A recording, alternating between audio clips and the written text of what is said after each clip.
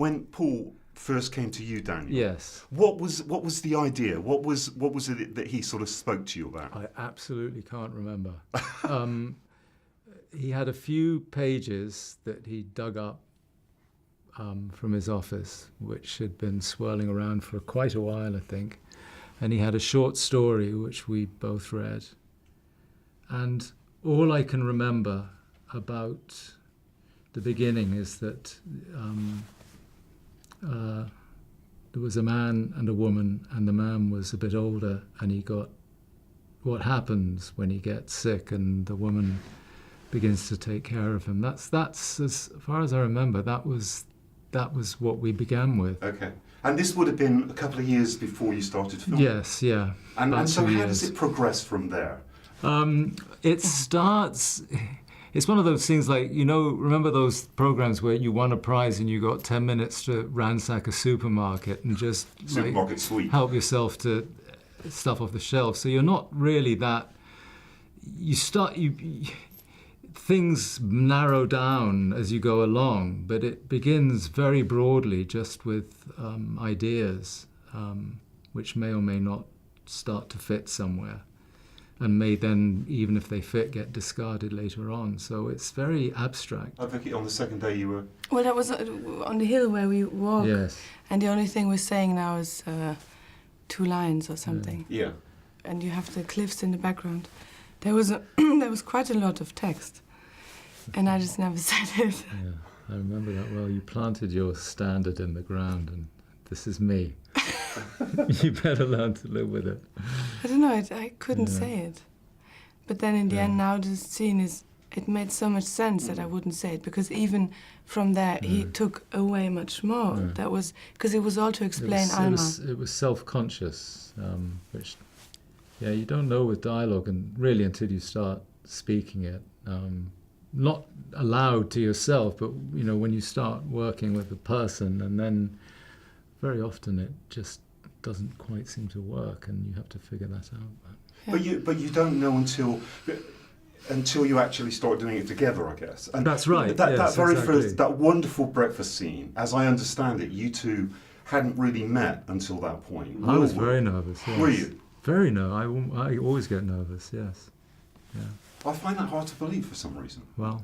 Yeah, but maybe that's part of it, I guess. Yeah. And what about you, Vicky? How do you recall that scene? I was very nervous too, right. Obviously, and then I was trying to look not nervous and trying to pretend that I know what I'm doing. I was pretending I know how to be a waitress. Right. I was pretending I'm not nervous.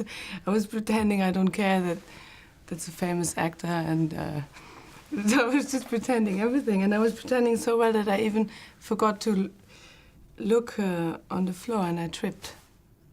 I don't know, and that... It's like when you're very nervous. That's where the moment she won me, when she tripped over, and that was it. I was. You were lost. I was her victim. Does the dynamic then change? Do you then think, okay, we're off and running? Yeah, I think it does, and also, of course, because you don't tell the entirety of the story between these two people, it's important that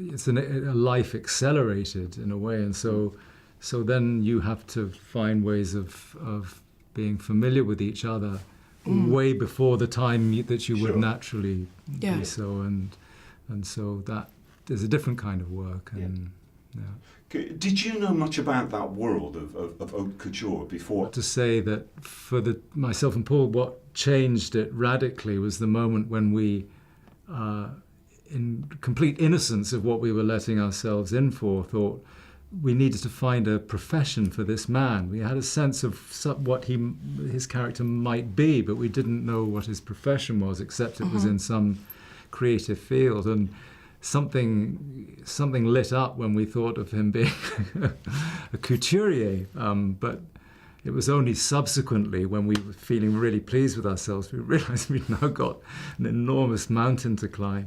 I mean, an additional mountain. Yeah. So I knew nothing, is the short answer. You've said this is your last film, Daniel. Is there anything any of us can do to try and persuade you otherwise? Oh, well, you can...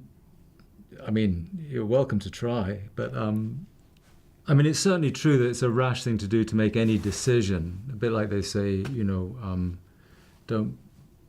if you're having a crisis, don't move house. Don't, there are certain things you probably shouldn't do.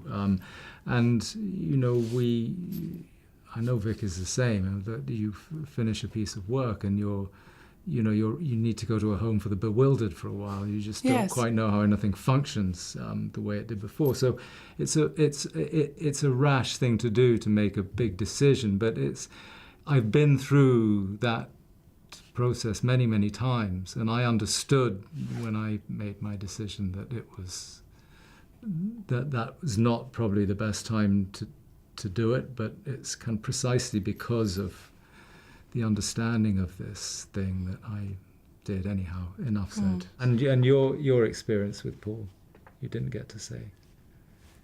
The same. I don't know. I couldn't say what my character is, and I couldn't say what the story is, because everything I did felt like I'm doing it blindfolded. So I don't know. I trusted Paul, and my working with Paul was following someone into the ocean, or wherever he would go, I would follow, and that's what I did, really. It paid off. Thank you so much. Thank you very much. Thanks.